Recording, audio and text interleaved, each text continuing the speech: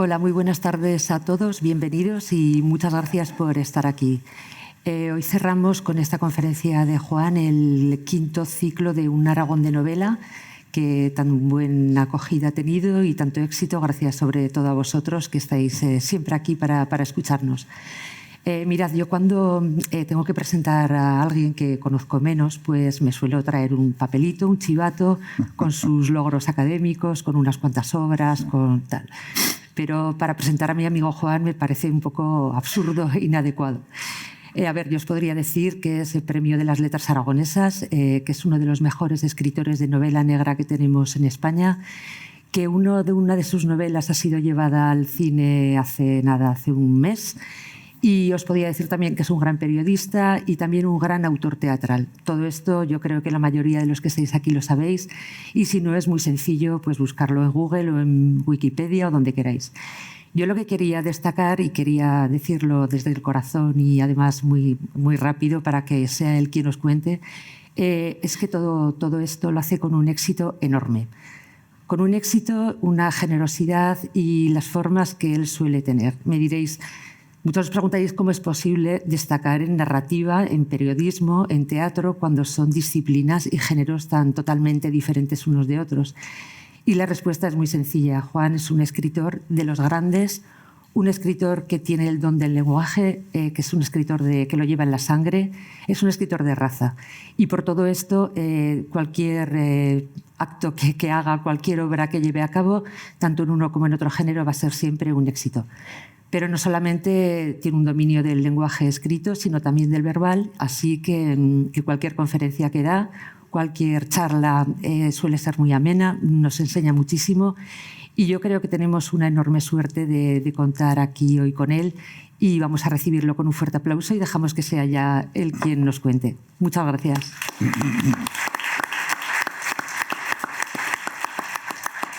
Buenas tardes, Juan. Pues muchas gracias, querida Isabel, por esta nada neutral presentación, nada objetiva. O sea, aquí te has dejado llevar por la amistad que tenemos desde hace muchísimo tiempo. Isabel y yo colaboramos en este ciclo. Entre otras cosas, ella es una magnífica escritora de novela negra, seguro que habéis leído, de novela histórica sobre todo, perdón, seguro que habéis leído más de una. Y bueno, para mí es un honor, ¿no?, que me haya presentado hoy en esta conferencia sobre Goya y las letras. Isabel, aquí hemos barrido un poco para casa, claro. Hemos barrido un poco para casa, porque, claro, hablar del Goya pintor, hay gente que sabe mucho más que nosotros, y en esa faceta, que es la propia suya, prácticamente yo creo que ahí se ha dicho casi todo, porque se conoce muy, muy bien la obra pictórica, los dibujos de Goya, la evolución puramente artística, técnica de Goya. Otra cosa son, y ahí voy a intentar entrar yo en el personaje, son sus pensamientos, digamos, y en qué corriente intelectual, artística, se le podría encuadrar definitivamente, teniendo en cuenta que fue un artista que vivió 80 años, que de esos 80, 60 o más estuvo pintando incesantemente, evolucionando y cambiando, y que es un hombre que vivió acontecimientos históricos de primer nivel, el cambio de un mundo feudal, teocrático, a lo que llamamos la historia moderna. Y yo creo que la protagonizó, que es un poco la tesis que yo voy a intentar desarrollar a lo largo de la próxima media hora, 3/4 de hora, más o menos, si tienen la paciencia de escucharme. La tesis, Isabel, que la resumo ya, porque yo creo que no se puede dar una conferencia, no se puede escribir un ensayo sobre nadie, menos sobre Goya, sin intentar aportar algo. La aportación que yo voy a intentar hoy hacer aquí es que para mí Goya fue el primer romántico español, el primer artista, autor grande que representó el romanticismo en España, mucho antes que los románticos españoles que todos tenemos en la cabeza y que luego yo iré citando. Si eso fuese así, si Goya hubiese sido de una manera deliberada y de una manera pretendida el primer romántico español, estaríamos hablando de una figura todavía más grande, con una mayor dimensión aún. Pero vamos a ver si soy capaz de argumentar esa tesis, ¿no? Al abordar esta conferencia y recopilar materiales para exponerla con orden y rigor, empecé paralelamente a formularme una pregunta a propósito de la definición artística de Goya y Lucientes, como os decía, ¿no? Acerca de que si pertenecía o no a un determinado movimiento artístico o filosófico y cultural, y si analizando esa posibilidad podemos llegar a alguna conclusión acerca de su verdadera alma, culturalmente hablando. Esa conclusión, como os decía, podría ser la de que Goya fue el primer artista romántico de nuestro país, el más representativo y famoso, y el que mejor se adaptaba a aquella nueva corriente, el romanticismo, que a finales del siglo XVIII y principios del XIX conquistaba Europa, y desde Europa el resto del mundo, saturando con su protagonismo todo el siglo XIX, resistiendo en el XX y llegando a nuestros días bajo otros nombres, pero enfrentándose siempre, el romanticismo, a su gran enemigo que es el realismo. El realismo con todos sus dogmas, el realismo en cualquiera de sus manifestaciones. Esos dos grandes movimientos, romanticismo y realismo, han mantenido su lucha cerrada hasta nuestros días, con diferentes nombres, como os decía. De Goya, en cuanto a sus características artísticas, se ha dicho todo o casi todo, pero no se ha hablado tanto del Goya intelectual, de su pensamiento y de su posible encuadre en los movimientos filosóficos e ideológicos de su época, aquellos coincidentes con su larga vida, desde 1746, fecha de su nacimiento, como sabéis, en Fuendetodos, a 1828, fecha de su muerte en Burdeos. Empiezo a plantear, Isabel, el tema del Goya intelectual, porque esto no se reconoció en ningún momento en España a lo largo del siglo XIX. Goya fallece, como sabéis, en Burdeos en 1828, y entra una fase de cierto olvido, como todos los genios, entra, digamos, en un cierto declive, ¿no? Y no es un hombre especialmente reivindicado ni siquiera en lo pictórico, cuidado, estoy hablando del siglo XIX, ni siquiera en lo pictórico, pero es que a nivel cultural, intelectual, los autores españoles del siglo XIX apenas se acuerdan de Goya, es que apenas se acuerdan de Goya, es que Ortega y Gasset, hacia el año 20, ya en el siglo XX, del 20 y tantos, escribe un artículo incomprensible, Ortega y Gasset, criticando a Goya y diciendo que tenía la educación intelectual de un ebanista, que era poco menos que un analfabeto, cosa que venía ya arrastrándose. No era la primera vez que una barbaridad así se decía. Y quizá Ortega y Gasset había leído a John Ruskin, el famoso crítico inglés, este sí, de finales del siglo XIX, que hacia 1880 escribió también un artículo en un periódico, en una revista inglesa, diciendo que si él hubiese tenido en su estudio los caprichos, los disparates y los desastres de la guerra, sobre todo los dibujos, los grabados de Goya, les hubiese pegado fuego para evitar que la humanidad heredase esa ignominia. Pero esto lo dice Ruskin y lo dice Ortega y Gasset. Quiero decir que no siempre, Goya ha sido el faro, y ya veréis por qué digo lo de faro, que hoy lo consideramos, ¿no? En sus primeros años, hasta que cumplió más o menos los 16, residiendo en Zaragoza, Goya creció bajo una monarquía teocrática, absolutista, inamovible, la que representaba el rey Carlos III de Borbón en Madrid, y la que seguiría representando hasta 1808 su hijo y heredero Carlos IV. De origen francés, como toda su familia, pero de esmerada educación y con una natural inclinación a conocer y aplicar ciencias de las que se deriva el progreso, como la economía, la arquitectura, etc., Carlos III fue ciertamente un monarca ilustrado, pero no exactamente a la manera en que entenderían ese mismo término, la Ilustración, los principales representantes de ese nuevo movimiento, la Ilustración, que había nacido en Francia, con Rousseau, con Voltaire y con aquel Diderot empeñado en acumular en la enciclopedia los saberes de su tiempo, dotándolos de una estructura lógica para entregar esos saberes al pueblo, para facilitar su aprendizaje, desarrollo y debate. Al calor de la enciclopedia, de la Ilustración, de las ideas de Rousseau sobre la naturaleza del hombre, de la gran capacidad de Voltaire, ¿no?, para jugar con las ideas, desde un escepticismo burlón, la Ilustración pasa a España. como ha pasado casi siempre, ha sucedido siempre, a cabezas tan privilegiadas como José Cadalso, Jovellanos, Blanco, White o Leandro Fernández de Moratín, entre otros hombres de letras capaz de asimilar la Ilustración y españolizarla, ¿no? Aplicando sus principios generales a una tradición nueva en nuestro país, siempre necesitado de grandes dosis de modernidad. Pero fijaros que tanto Jovellanos como Moratín influyeron mucho en Goya. Él los conoció, él leyó, Goya leyó sus escritos, asistió a sus tertulias, a sus obras de teatro y compartió con ellos ideas y preocupaciones. Por lo tanto, ¿dónde está la educación de un ebanista que decía el señor Ortega y Gasset? Si resulta que desde el primer momento Goya comparte tertulia, debate, ideas, palabras y hechos con las mejores cabezas de nuestro país. Por no citar el grupo de Zaragoza, muy conocido, con los Goicoechea, Martín Zapater y, por supuesto, con Pignatelli. Estamos hablando de las mejores cabezas del Reino de España. Goya entre ellos, ¿verdad? Goya tenía entonces un poco más de 20 años y, el partido aragonés en aquel momento, con el conde de Aranda, el auténtico ministro de Asuntos Exteriores, pues pesaba y pisaba fuerte en Madrid, de manera que tanto por ese lado Goya accedía a conocimientos digamos, muy novedosos y muy selectos, ¿no?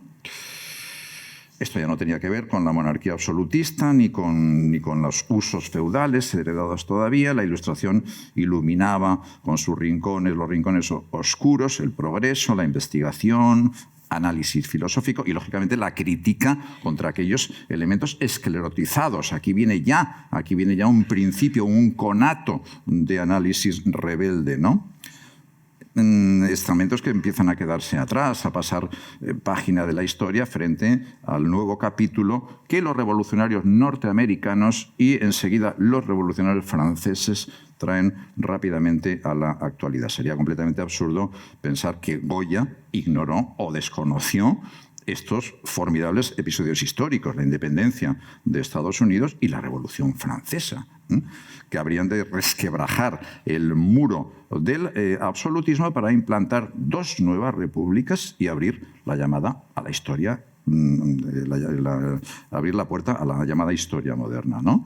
Los independentistas norteamericanos, recordáis, con Washington y Jefferson, derrotaron a la monarquía inglesa, aprobaron la primera constitución que recogía los derechos del hombre, es un aire de furiosa libertad.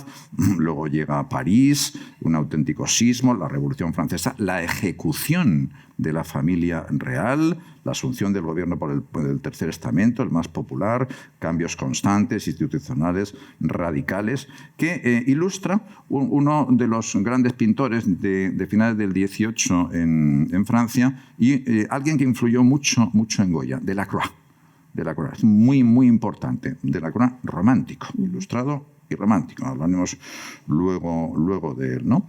Entre la caída de Robespierre, del terror, y la caída de Napoleón en Waterloo, se consolidaron en Europa una serie de grandes figuras a las que podemos identificar, Isabel, sin duda, estarás de acuerdo, me imagino, como las antorchas del romanticismo. Goethe y Schiller en Alemania, Hoffmann y Beethoven en Austria, Lord Byron y Shelley en Inglaterra, Walter Scott en Escocia, Fenimore Cooper en Estados Unidos y yo añadiría Goya en España. Yo lo meto directamente en esa lista de las grandes luminarias del primer romanticismo. Todos ellos compartían una ansia desmedida de libertad, ambición creativa, nuevos temas, nuevas técnicas y géneros y puntos de vista, abandonando los viejos cánones a la hora de pensar, de pintar y situando, esto es importante, al hombre como epicentro de todas las cosas, relegando a los dioses, ¿no?, a la pasividad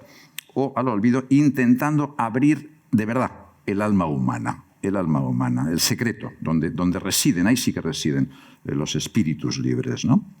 Hablemos del Don Juan, por ejemplo, ¿no?, de Mozart, capaz de seducir a los cielos y desafiar a los infiernos. Es un arquetipo de esa nueva Europa. De alguna manera, Lord Byron muy importante, muy importante. Yo creo que es otro de los ejemplos que pudo inspirar a Goya. Lord Byron, tan pérfido y demoníaco como genial poeta, encarnará ese Don Juan para la posteridad, que escribe como los ángeles, actúa como los demonios, destruye y crea. Emana de él una fuerza extraordinaria que transforma, se extingue y renace, ¿no?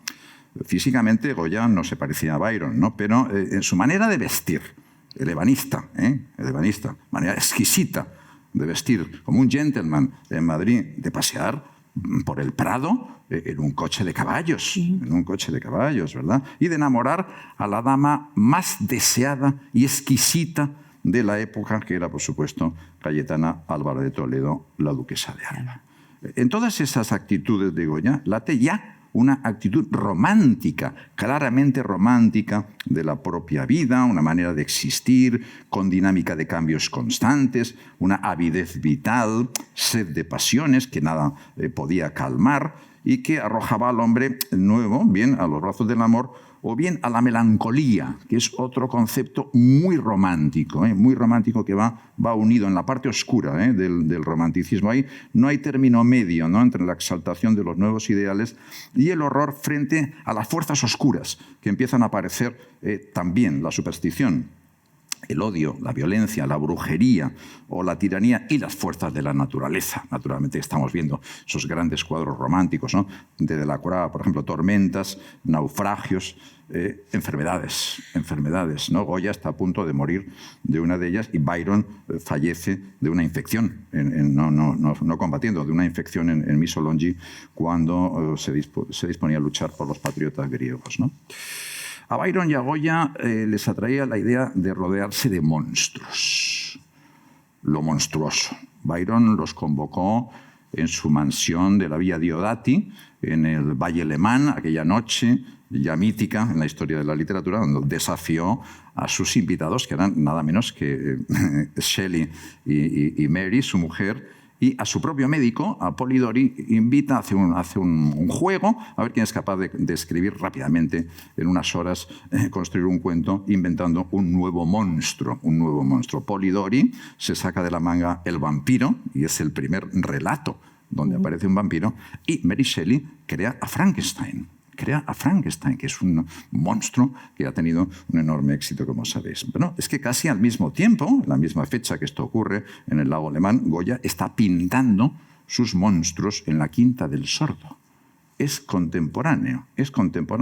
¿A quién le había encargado a Goya las pinturas negras? Pues no se las había encargado nadie, no formaban parte de ninguna colección ni de exposición alguna. Pertenecían a su intimidad, al fondo mismo de sus obsesiones, porque Goya había adivinado ya que aquellas bestias de su imaginación con las que convivía en su casa y que cada noche le contemplaban desde las paredes y seguía él pintando sin parar, más demonios, más fantasmas, iluminándose con aquellas velas sujetas al sombrero, él sabía que esas bestias no estaban en ningún infierno, ni en ningún país de fantasía, sino dentro de él, como el joven Werther estaba dentro de Goethe, ¿no?, o el Don Carlos estaba dentro de Schiller, o el monje negro estaba dentro de Hoffmann, ¿no? O sea que Goya ya sabía que no había ni cielo ni infierno ninguno, ni premio ni castigo, no, solamente el espíritu de un hombre libre, que tiene la cabeza alta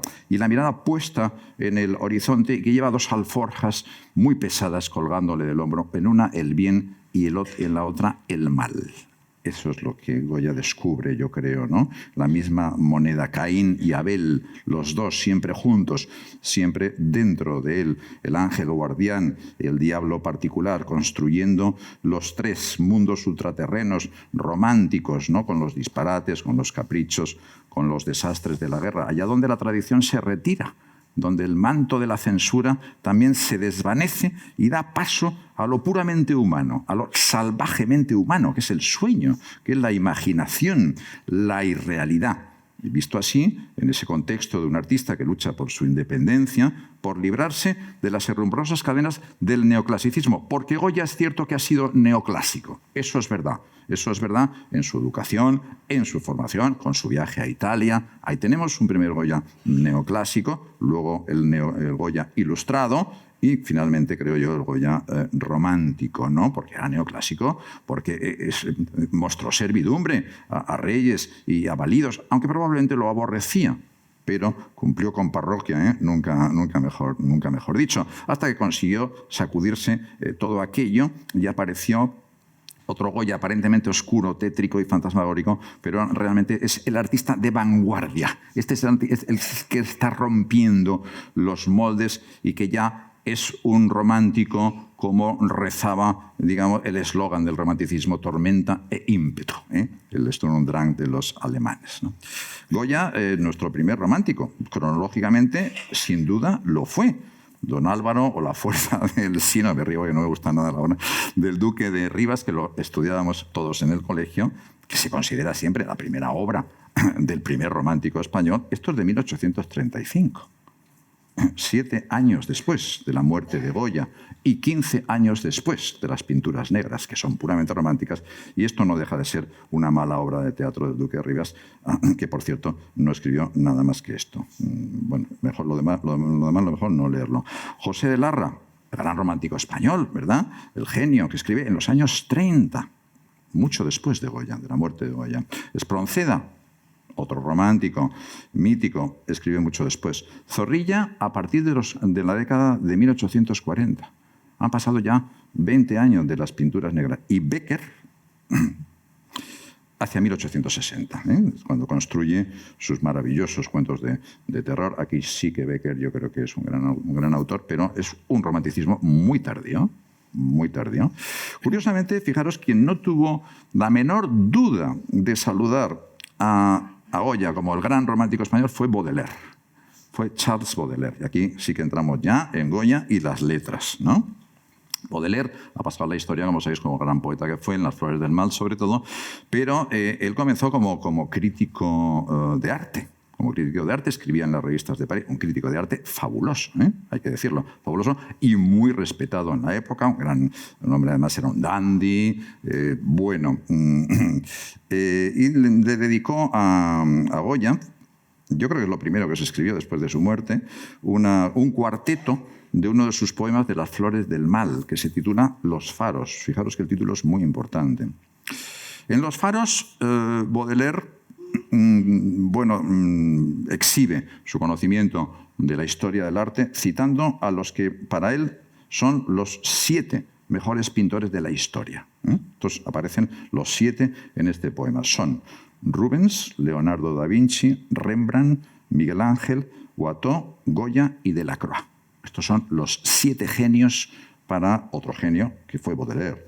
Le dedica en ese poema, Los faros, un cuarteto que dice así: Goya, pesadilla de cosas desconocidas, fetos que se hacen cocer en medio de los sábados, viejas ante el espejo y niñas todas desnudas para tentar los demonios ajustando bien las medias, ¿no?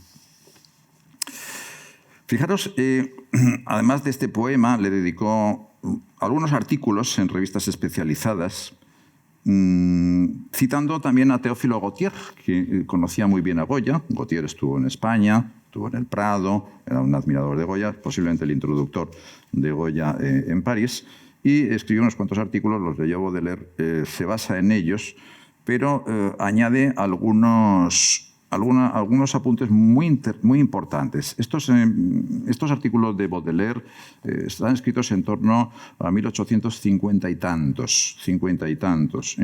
Baudelaire salva del olvido a Edgar Allan Poe.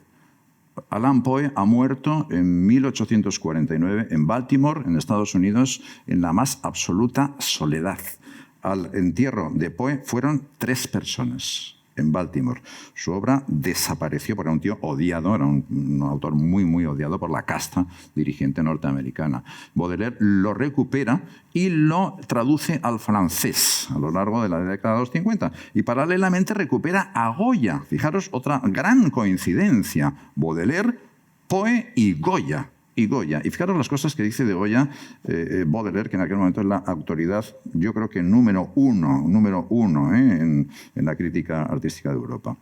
Dice, quiero añadir unas palabras acerca del elemento sumamente raro que Goya ha introducido en lo cómico. Quiero hablar de lo fantástico. Goya no es exactamente nada de especial, de particular, ni cómico absoluto, ni puramente significativo a la manera francesa. Sin duda, a menudo se zambulle en lo cómico feroz o en lo cómico absoluto, pero el aspecto general bajo el que ve las cosas es principalmente fantástico. Su mirada es naturalmente fantástica. Los Caprichos son una obra maravillosa, no solo por la originalidad de los conceptos, también por la ejecución. Imagino ante los Caprichos a un hombre, un curioso, un aficionado que no tenga la menor idea de los hechos históricos a que varias de esas planchas hacen alusión. Un espíritu de artista que no sabe ni quién fue Godoy, ni el rey Carlos, ni la reina. Sin embargo, sentirá en lo más hondo de su cerebro una viva conmoción, producida por el estilo original, la plenitud y la certeza de los medios del artista y también por esa atmósfera fantástica que baña a todos sus temas. Por lo demás, en las obras surgidas de las personalidades profundas hay algo que recuerda a esos ensueños periódicos o crónicos que asedian regularmente en nuestro sueño. Es eso lo que define al verdadero artista, siempre duradero y vivaz hasta en sus obras fugitivas, pendientes de los acontecimientos que llamamos caricaturas. Es eso lo que distingue a los verdaderos caricaturistas de los caricaturistas artísticos, lo cómico de lo fugitivo. Goya es siempre un gran artista, a menudo tremendo, aúna a la alegría, a la jovialidad, a la sátira española de los buenos tiempos de Cervantes, un espíritu mucho más moderno, o al menos que ha sido mucho más buscado en los tiempos modernos. El amor a lo inasible, al sentimiento de los contrastes violentos, los espantos de la naturaleza y de las fisonomías humanas extrañamente animalizadas por las circunstancias. Es curioso observar que este espíritu, que sigue al gran movimiento satírico y demoledor del siglo XVIII, al que Voltaire le habría estado agradecido, Voltaire habría dado las gracias a Goya por todas esas caricaturas monacales, los monjes bostezantes, bueno, aquí se ceba, monjes glotones, cabezas arteras, hipócritas, etcétera, etcétera, niños a los que se asa al espetón, todos esos excesos del sueño, de la luz y las tinieblas juegan a través de todos esos horrores. Y sin embargo dice, qué singular jovialidad. Recuerdo en particular, dice Baudelaire, dos planchas extraordinarias. Una representa un paisaje fantástico, la estamos viendo, una mezcla de nubes y rocas. Se trata de un rincón desconocido, un ejemplo del caos. Allí, en ese centro, en ese teatro abominable, tiene lugar una batalla entre dos brujas suspendidas en el aire. Estáis viendo el dibujo. Una está a caballo sobre la otra, la vapulea, la doma. Esos dos monstruos se desplazan a través del tenebroso aire. Todo el horror, todas las indecencias morales, todos los vicios que puede concebir el espíritu humano aparecen escritos sobre esas dos caras que, siguiendo una costumbre frecuente y un procedimiento inexplicable del artista, se encuentran a medio camino entre el hombre y la bestia. La otra plancha representa a un ser, a un desgraciado que quiere salir de su tumba. Los demonios malévolos, los feos gnomos hacen peso con todas sus fuerzas sobre la tapa de la tumba. Esos guardianes vigilantes de la muerte se han coaligado contra el alma que se consume en una lucha imposible. Esa pesadilla se agita en el horror de lo vago y de lo indefinido. El gran mérito de Goya, termina Baudelaire, consiste en crear lo monstruoso verosímil. Sus monstruos han nacido viables, armónicos. Nadie se ha aventurado como él en la dirección del absurdo posible. Todas esas contorsiones, esas caras bestiales, esas muecas diabólicas, están imbuidas de humanidad. Incluso desde el punto de vista específico de la historia natural sería difícil condenarlos, tanta es la analogía y armonía de todas las partes de su ser. En una palabra, la línea de sutura, el punto de unión entre lo real y lo fantástico, es imposible de aferrar. Es una frontera difusa que el analista más sutil no sabría trazar. El arte es a un tiempo trascendental y natural. Yo creo que esta sensación de Baudelaire la tenemos todos. Goya se nos escurre por esas suturas. No le podemos poner la etiqueta. Y eso solo ocurre con los genios, ¿eh? Solo ocurre con Beethoven, solo ocurre con Byron y con 4 más. Y a todos los demás los tenemos muy clasificados. Pero Goya se nos escurre, se nos escurre. Bueno, ya habéis visto cómo Baudelaire saluda a Goya como uno de los grandes pioneros de la modernidad, el primer pintor que se libró de la realidad para mirar en su interior, profundizar en sus visiones. A partir de entonces, en el ojo del artista en la pintura ya no va a pesar tanto, digamos, ¿no?, los temas antiguos, sino el fondo de su propia intelectualidad. Y, atención Isabel, lo que medio siglo después, a finales del XIX, un psiquiatra judío, vienés, Sigmund Freud, bautizó con el imponente nombre del subconsciente, que parece que Goya también descubrió. Esas pulsiones primitivas, terrores primigenios, pálpitos vitales, que sin saberlo nosotros, figuran en nuestra conciencia sin actuar sobre nuestra voluntad, condicionan nuestros actos íntimos por la vía de otras pasiones, de otros deseos. La gran victoria de Goya sobre la realidad no solo lo hace emerger como el primer romántico de la cultura y del arte español, como os decía, sino también como el primer intelectual de nuestro país que abandona la tradición clásica, la corriente hegemónica, según los cuales esos grandes conceptos que conformaban el mundo de las ideas del poder oficial ya quedan extinguidos para siempre. Por un lado, iban a continuar su desarrollo, por supuesto, condicionando a muchos otros autores y artistas, pero por otro lado se accede a la gran novedad de la individualidad de un Goya que se niega a seguir los caminos trillados, las consignas dadas y heredadas, y abre la puerta y las ventanas a un mundo desconocido y mágico que está dentro de él y que solo se visualizaría con los ojos de la mente, ¿no? Goya, el visionario, el iluminado, el precursor. Yo no creo que fuese para él nada fácil elegir este camino. En ese momento era un camino que no estaba remunerado. Aquí no había encargos, aquí no había doblones, aquí había mucha soledad, ¿no? Cuando él empieza los caprichos es cuando pensamos que abre, ¿no?, esa senda, esa evolución y ese esfuerzo, ¿no?, apoyándose en el romanticismo, como os decía, en Beethoven, en Byron, en Herder, en Piranesi, que no lo hemos citado, puede ser otra influencia, y por supuesto en Delacroix. Hay que agregar aquí un cierto descreimiento religioso, aunque no hay datos para afirmar taxativamente que Goya fuese ateo. No se puede afirmar eso rotundamente, pero sí que fue un escéptico, digamos, ¿no?, una especie de agnóstico, a pesar de todo lo que trabajó con la Iglesia y con el poder eclesiástico, ¿no? En España, no lo olvidemos, no triunfó la reforma de Lutero ni ninguna otra revolución, sino al contrario, la contrarreforma, y eso condicionó enormemente digamos, el discurrir de tantos artistas, entre ellos Goya. Vamos con alguna impresión de lecturas mías. He traído 3 libros. El primero es de Todorov, es quizá el ensayista que más se ha acercado, yo creo, ¿no?, a la esencia y un poco a estas ideas que estoy intentando exponer. He traído también, Isabel, una novela de Domingo Buesa, El retrato de la madre de Goya, donde sí que tenemos una pintura literaria muy interesante del Goya joven. Y he traído una novela muy famosa, Volaverum, de Antonio Larreta, que ganó el Premio Planeta hace ya unos cuantos años. Luego Vigas Luna hizo la película. Y en sus páginas de estos 3 libros hay cosas muy interesantes que os voy a resumir muy rápidamente para poder luego, si queréis, hacer un diálogo, ¿no?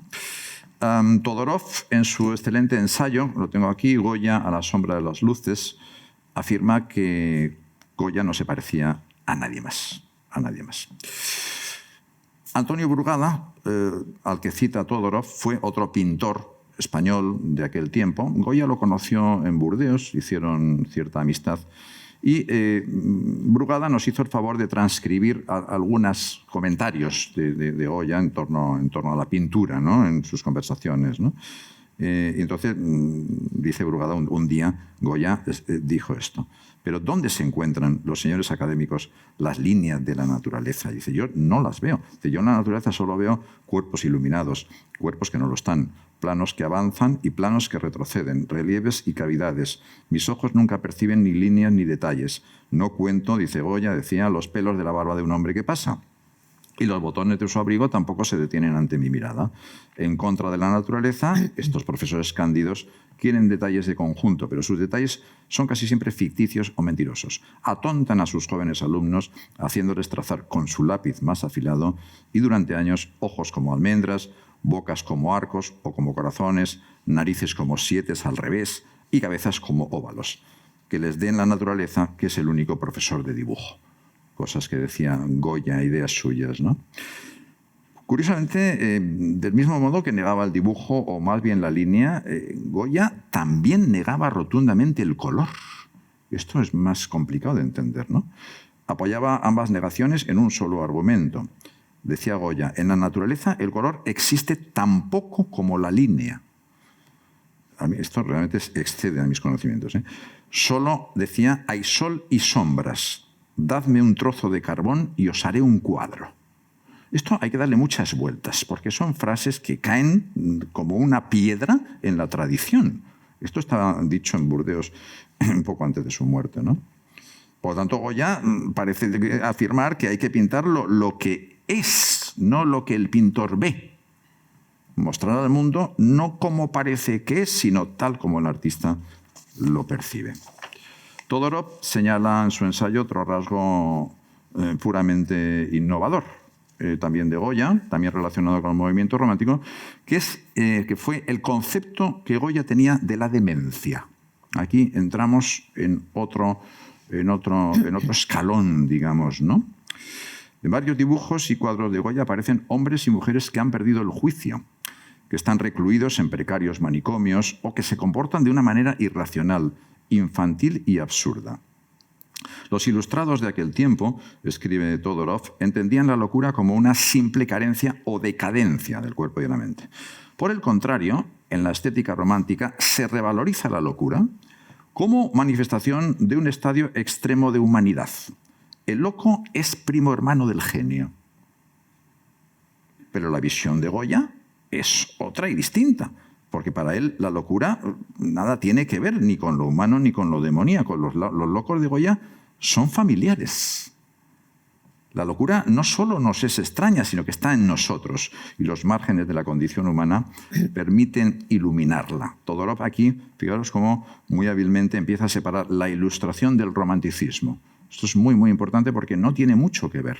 Se confunden como movimientos de vanguardia, que son ambos, ¿no? Pero hay una línea allí en el romanticismo, claramente, ¿no?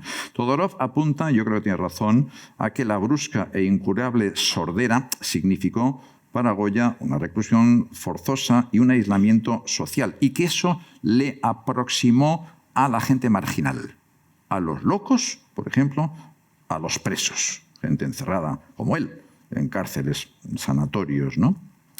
En una de sus cartas a Zapater, Goya expondrá su reacción frente a los seres invisibles, algunos malignos. Le decía, no temo, Martín, a brujas, duendes, fantasmas, valentones, gigantes, follones, malandrines, ni a ninguna clase de cuerpos, salvo a los humanos, decía. El mundo goyesco se empieza a articular claramente en categorías opuestas. Salud, enfermedad, razón, locura, día, noche, luz, tinieblas. Pero Goya muestra, volvemos a esos puntos de sutura que decía Baudelaire, que ambas se comunican y que son inseparables, que la frontera es permeable, que lo sobrenatural ya no está en el campo o en el bosque, sino dentro del pintor, dentro de la cabeza del pintor. Por eso Goya, viejo, sordo y solo, acaba de abrir el camino que conduce al hombre contemporáneo. Estos son, digamos, algunos conceptos de Todorov que yo creo que realmente se acerca mucho, mucho, mucho a lo que fue intelectualmente nuestro gran Goya.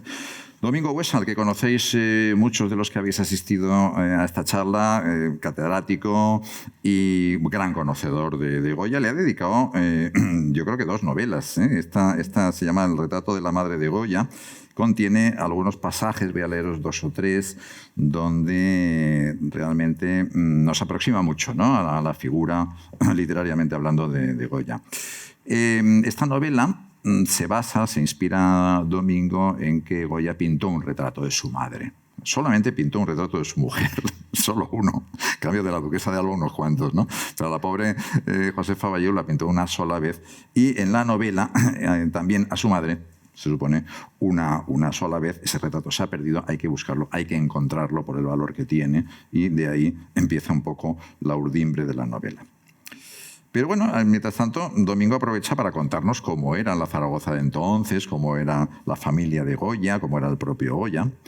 Y le hace hablar a Goya, y entonces dice algo así, dice: cuando vivíamos frente a los restos de la muralla, que todos llamaban las piedras del Coso, comencé a pintar un retrato a mi madre, apoyado en una silla de Anea junto a la ventana de la cocina, en la que me daba un buen sol, porque no me lo quitaba el entonces todavía colegio de San Carlos, de los pobres jesuitas que teníamos enfrente.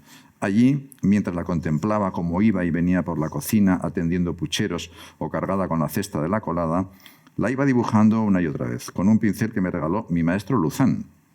Al final, con muchos ratos perdidos, conseguí captar su mirada y también su tristeza.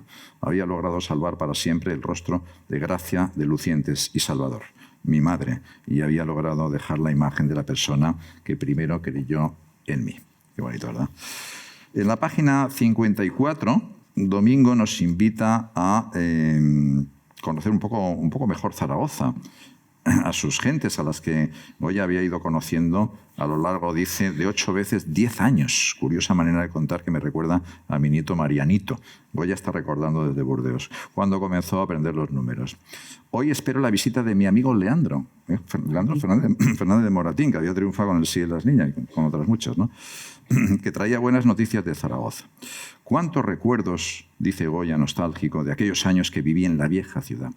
Nada menos que 29, los primeros de mi larga vida, aunque es cierto que logré viajar en alguna ocasión a Madrid y a Italia, poco, lamentablemente, cuando no estaban las cosas en casa para hacer dispendios, cuando muchos meses terminábamos comiendo gracias a la ayuda de mi abuelo Miguel Lucientes, hombre avispado y además, como siempre que hablo de él, infanzón de Aragón. Toda mi vida, dice Goya, intentando conseguir algún rango de nobleza y no he logrado casi nada.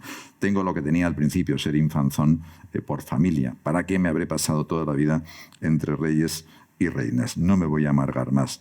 No me han dado título, pero todos reconocieron en la corte que soy el mejor que hay aquí. Bueno, terminamos con Domingo con una definición de la Zaragoza de entonces también, del barrio universitario de la Magdalena, donde vivieron los Goya, como sabéis. La mañana ha salido limpia y clara, da gusto pasear por esta ribera del Ebro que los regidores del concejo están empeñados en recuperar. Ahora es la ribera del Huerva, ¿no? Al final, nuestros prohombres, comprometidos con las reformas de la Ilustración, entendieron que era bueno acercar la naturaleza al hombre de la ciudad. Y tuvieron razón, pues bien agradecidos les estoy por convertir estas orillas en un camino arbolado y ancho que me permite disfrutar la mañana de este jueves mientras contemplo el río Ebro, que ahora no puede destrozar las orillas sujetas por los muros que nos protegen. He pasado la Puerta del Ángel, a la que buena falta le hace un arreglo, aunque nada más sea para haber albergado la imagen del ángel custodio de la ciudad. La casa del concejo está para rezar un Padre Nuestro antes de entrar en ella, que debes hacerlo encomendando tu alma por si acaso. Del viejo palacio de la Diputación del Reino quedan 4 muros quemados que están pensando derribar porque el arzobispo tiene la idea de hacer un seminario para enseñar su oficio. Por contra, el palacio del arzobispo está terminado, gracias a que allí estuvo el cuartel del general Palafox. Y, como dicen los mayores, por eso lo destrozaron los cañones de los franceses. Observo los miradores nuevos y resplandecientes porque pienso que serán un buen lugar para contemplar los fuegos que se hacen en el río con ocasión de las fiestas de Nuestra Señora del Pilar.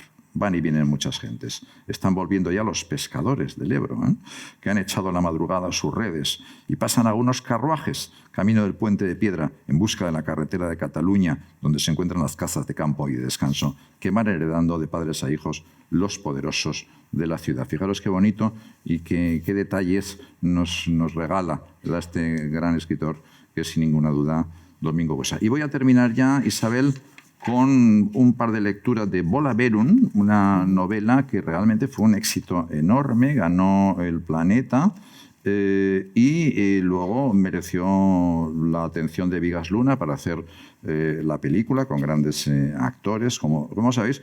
Y es una novela que se ha reeditado sin parar y que yo creo que ha aguantado bien el paso del tiempo porque tiene una intriga y tiene bastante documentación, ¿no? Y es muy, muy interesante. Fijaros, por ejemplo, este fragmento. La novela está montada a base de los recuerdos de Godoy, que ya ha sido destituido y se ha refugiado en París. Y Godoy supuestamente va a visitar a Goya a Burdeos. Se encuentran los dos en Burdeos. Fijaros que dos grandes personajes. Y entonces los dos van a intentar solucionar por qué murió la duquesa de Alba y si alguien la asesinó. Si alguien asesinó a Cayetana, que efectivamente murió en extrañas circunstancias, ¿no? Y los dos la conocían muy bien.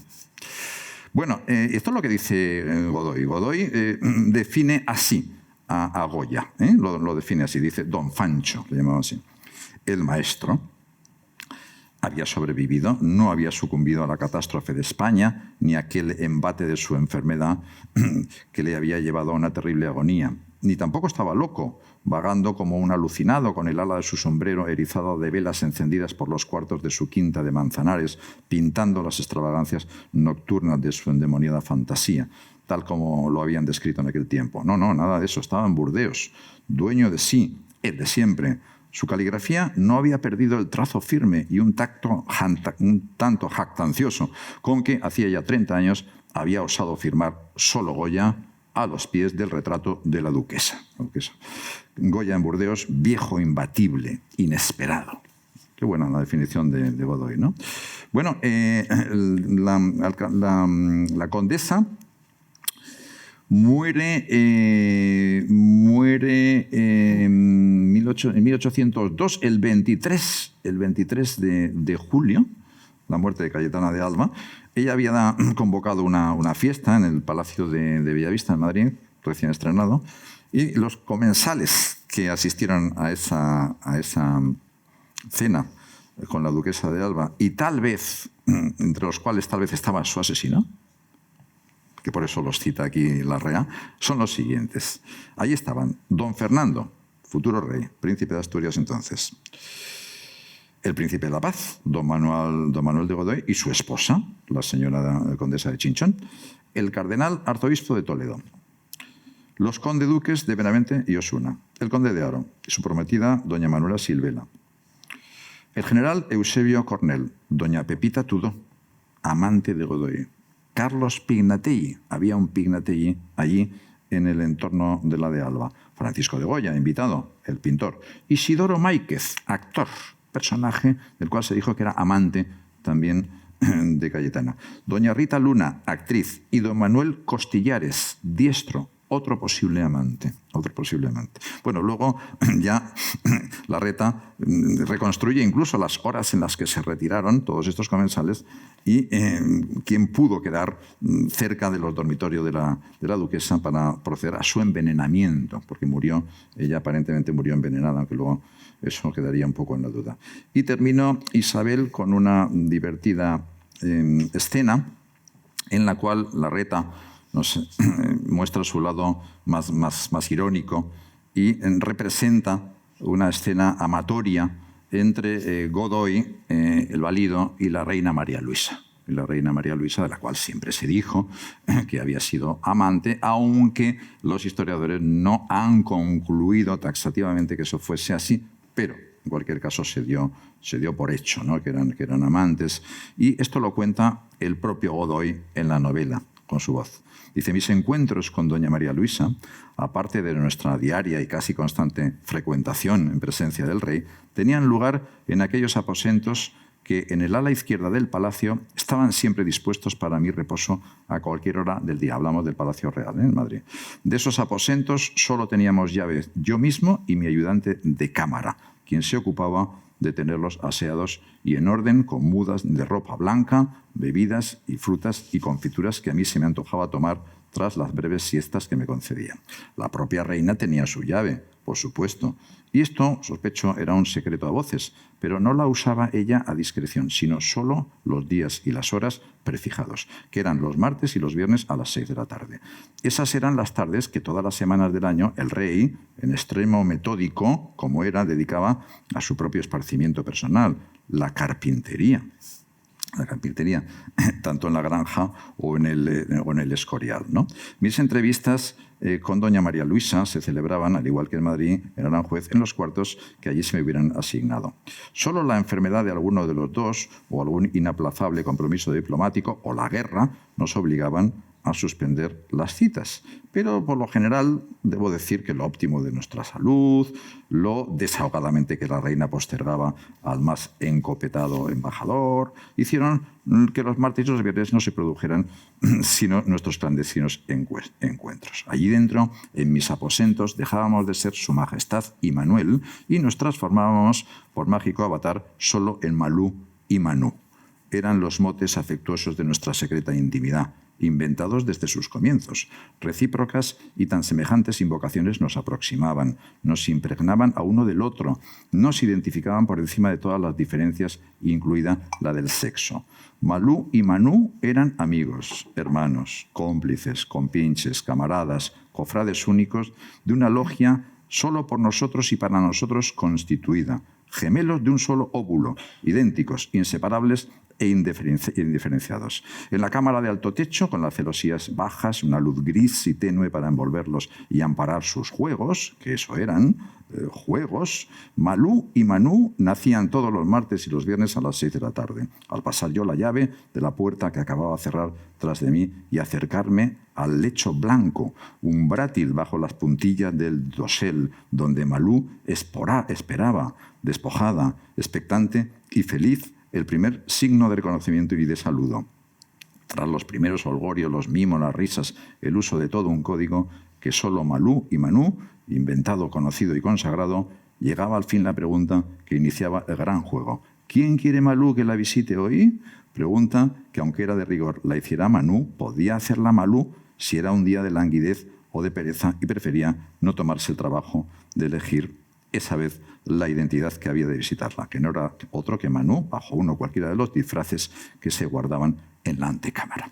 Fijaros qué comicidad le saca aquí dentro de la imaginación del escritor, pues bueno, tal vez algo así ocurriría en el Palacio Real o en los palacios de Aranjuez.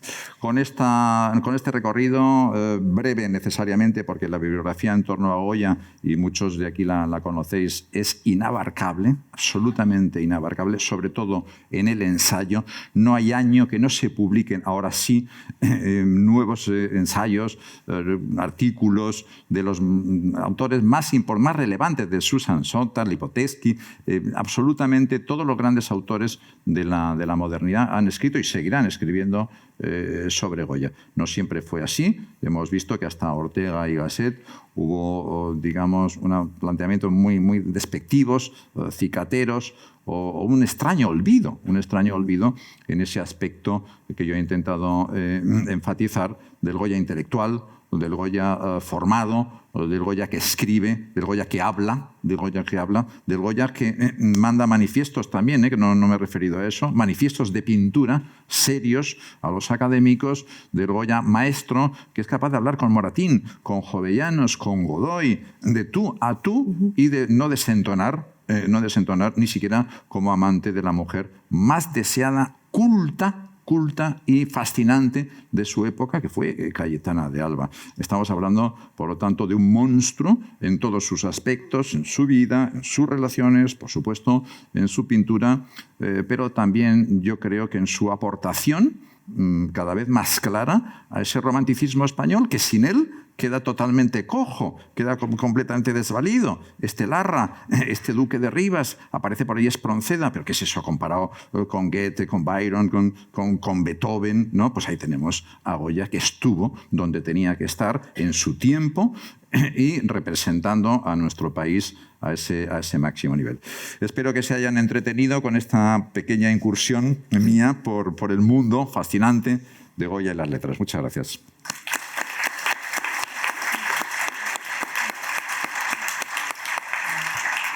Muchísimas gracias, Juan. Ha sido muy interesante y muy entretenido y seguro que tenéis alguna pregunta que hacerle.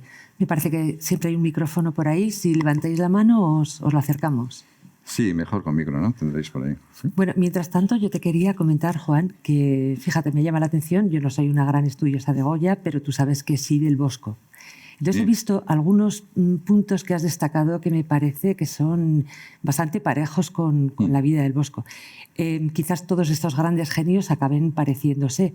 Entonces, cuando has hablado de que en un principio son más academicistas y luego empiezan a pintar sus monstruos, sus oscuridades, sus seres de brujas con esos rostros grotescos, me ha recordado también mucho. Y luego lo que has comentado de que pensaban que Goya era una persona muy religiosa, pero que a lo mejor tenía un punto herético, que es lo que yo siempre he pensado también del Bosco.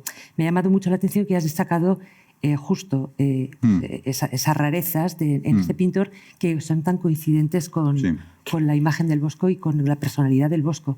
Podemos considerar al Bosco un antecesor, ¿no? Sin ninguna duda de Goya, y es otro de los grandes genios, ¿no? de la De hecho, él tuvo acceso a ver la pintura del Bosco porque estaba en el Escorial y él fue pintor de la corte. Lo conocía sin duda. Sin ninguna duda. Yo veo también cierta, no sé, influencia de bosquiana en Goya, quizás. Muy probablemente. ¿Verdad? Muy probablemente. Con distinto significado, yo creo, ¿no? Con distinto significado. Sí. También son épocas distintas. 3 siglos de diferencia. Son épocas distintas. Es muy difícil establecer allí una correlación, pero sin duda que lo conocía y sin duda que le influyó. Que le influyó, sí. Sin ninguna duda, no es nada extraño. ¿Tenéis alguna duda o comentario? Pregunta? Críticas se aceptan igualmente, ¿no? Muy bien, pues yo creo que... Así, mira, aquí hay una pregunta. Hay una señora aquí. Carla, por favor.